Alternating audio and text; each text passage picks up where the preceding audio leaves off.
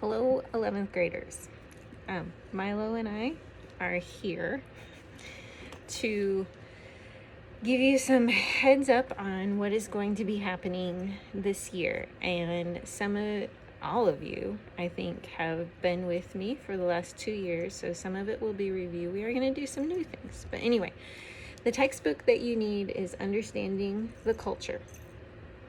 And as I have said before, when it comes to reading the chapter, I know you are all good readers, but for the amount of stuff that we have to do and the amount of things that we need to think about, it would be very beneficial for you to use the YouTube channel that I give you where I read the chapter so that you can follow along, meaning you have the book open and you're listening as well as seeing it. That means you get 2 readings in one.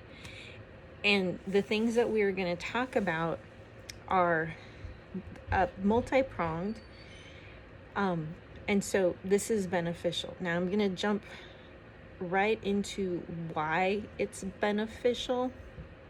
So for the past 2 years, you have lived with me lecturing to you.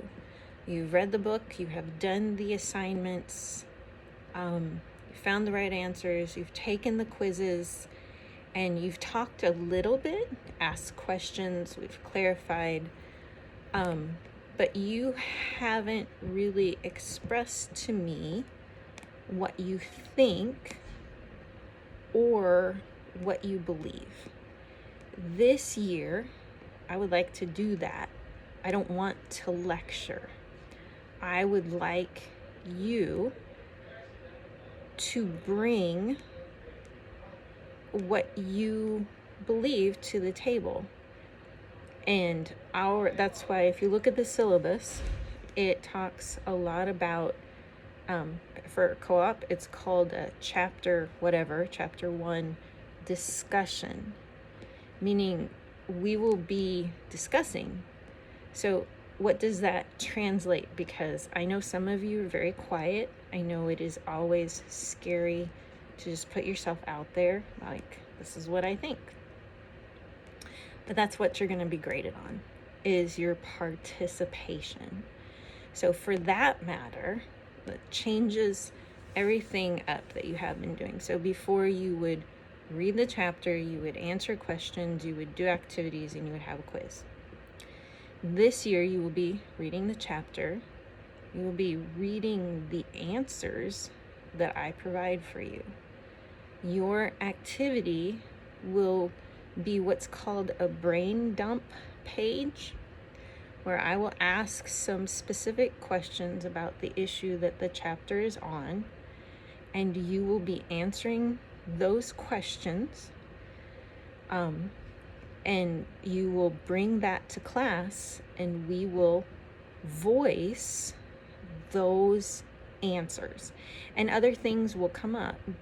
But understanding the culture is not just about having the right answers. Understanding the culture is about more than that.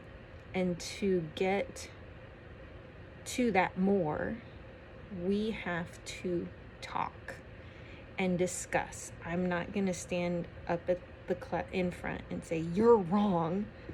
I'd like to know what you're thinking. That's the best way for either of us to learn. And I am still learning how to understand the culture because it changes. So for this year, there's a lot of reading for you to do.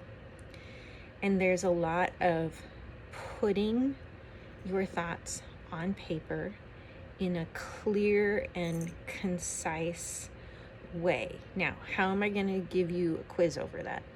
Well, you're still going to be reading the answers to the questions. And so our quizzes will be over the notes that, well, they're not notes, over the answers to the questions that I give you. And there will be some solid takeaways from each chapter, so that those are the ones that we will highlight for the quiz. So that's just going to be different. We're going to do this year differently. Now, if by December 9th, this has been a total train wreck, this whole idea of discussing what you learned, if it's a total train wreck for a good portion of the class, then we'll just go back to you finding the answers and me lecturing, and if that happens, that happens. But I think that you guys, out of anyone, have blessed me by sharing what you think. And you are on this earth to not just have the right answers, but to think. I mean, right answers are great. I like right answers. But this class is really about, okay, I believe certain things. How does that play out? What do I think about this? Where am I in my understanding? And is there a chance that my understanding might be skewed? And if it is, where is that? And being willing to put that out in front of other people, but yet the safety of your own classroom and in front of a teacher who does not know it all, that's very brave. So I really am asking you to be very brave. And I know some of you are extra quiet, aka Gabe Loftus. You are extra quiet. I also know, Gabe, you think really hard, because sometimes your face gives you away. And I know Bella is quiet. I know she thinks really hard. I know she has a certain look when she gets lost, like, I don't know what we're talking about. And so I've seen that. I know Isolde, sometimes you're quiet, but I know you have a lot to say about life. And I'm just picking on those of you because I can. All right. The other thing about this class is there are 3 dedicated chapters on sexuality and gender and marriage. We're going to tackle those appropriately, but that's just in every chapter afterwards, and it's not like you don't know that. So we're not going to avoid that. We're not going to talk about it so much that it's uncomfortable or, we cheapen it, because we don't want to do that. We want to look at it appropriately and talk about it appropriately, and sometimes even the groups that we talk about it in, that needs to be appropriate too. So we'll handle that as it comes. Now, as you know, we always have outside resources besides the book. One is the Bible. You guys are going to be focusing on Genesis 1 through 11.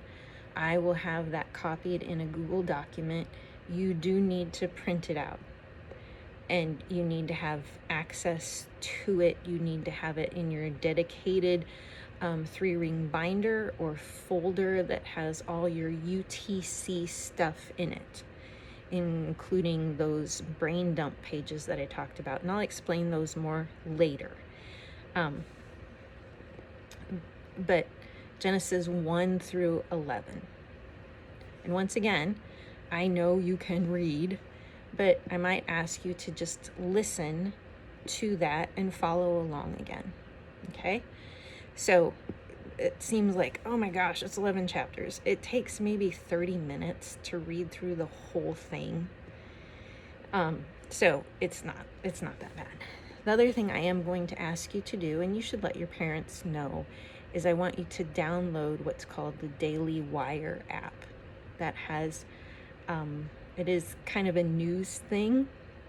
It's a conservative news thing, but they talk about an awful lot, and I will have you going to the app to access that information, and the easiest way is just to have it on your phone. It's called the Daily Wire app. I will send out a picture of what that looks like, and occasionally I will have you read a column on a website called BillO'Reilly.com.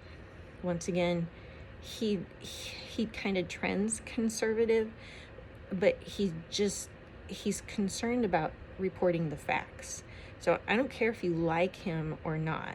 Sometimes it's just a matter of reading the words that he said so that we can think more about them. That's the point, okay?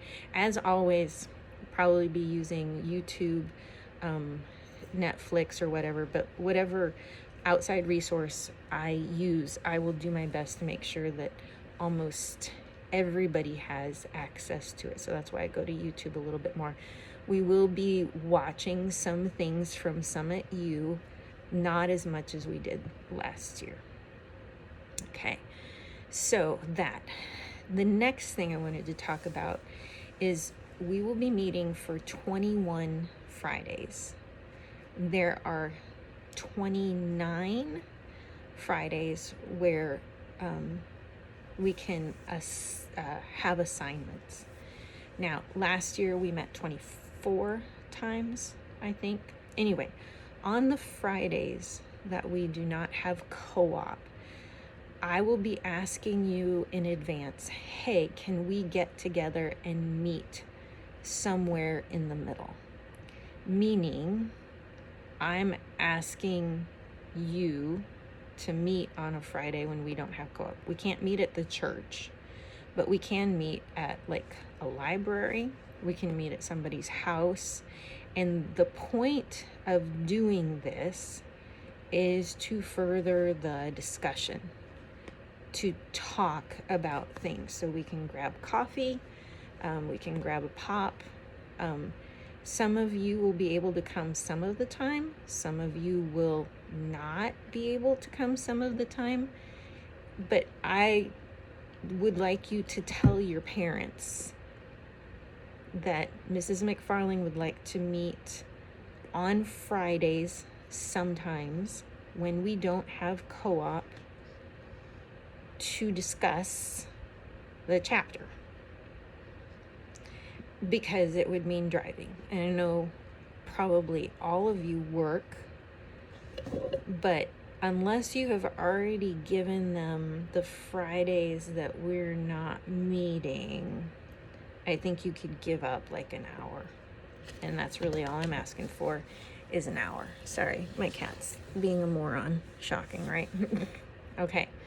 So, and if I have to pick you up, I'm okay with picking you up, and I'll drop you off. It's no big deal. Okay, we'll just see how this goes. I'm not saying it's mandatory.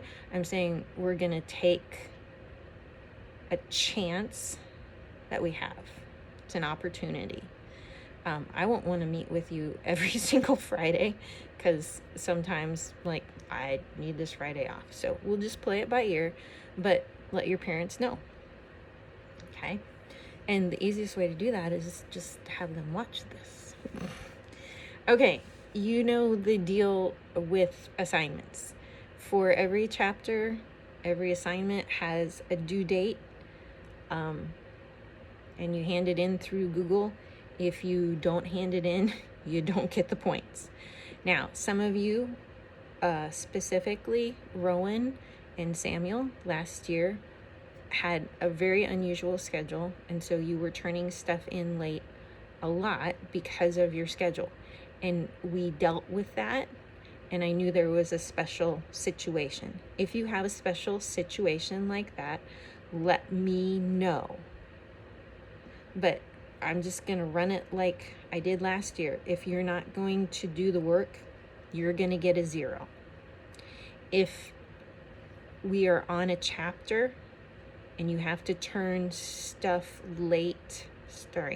turn assignments in for that chapter after they're due, but still during the 6-day period when we're discussing them, the world is not going to end. But that's one of those special situations where you say, my car broke down, my grandma got sick. I don't know what it is. Okay. There's some built-in grace, but that's going to run just like it did last year. So nothing new there. And if you don't turn the assignment in, it's a 0. Now, if you look at the syllabus, you will see that there are dedicated makeup work times. This is where it does change. If you do makeup work, like if you don't hand something in, you have a 0 and you want that to change, you, during that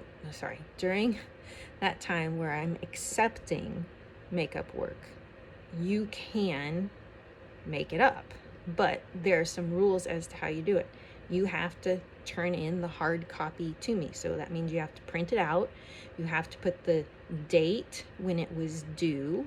You have to put the chapter and the assignment number or letter on it. And you have to do it on paper and give it to me, person to person.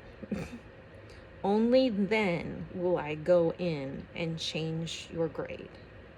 There are some dedicated times for that, but as always, just do the assignment when it's due.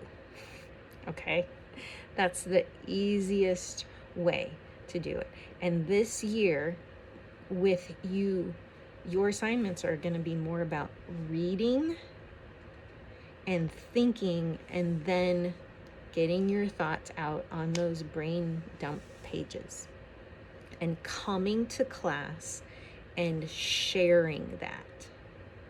So I think your homework is somewhat easier. You don't have to go find the answers. You just have to articulate some things that you see. But it's time to do that. I think that is all that I wanted to tell you. But please hear this. Class, part of your score and class will be discussion, not me up in front of the board lecturing. Now, you guys know I like to talk, and sometimes it's hard to get me to shut up. So this will be a work in progress. But this is about all of us learning, okay? So I'm excited about this and scared. It's always scary when you put your voice out there, but you guys have really honored me, and you've been sharing and you've been doing the homework, and I think you are the ones that I really want to have a discussion with. I like to be around you. I like hearing what you have to say. I like learning from you, and I do learn from you, and I like getting to know you.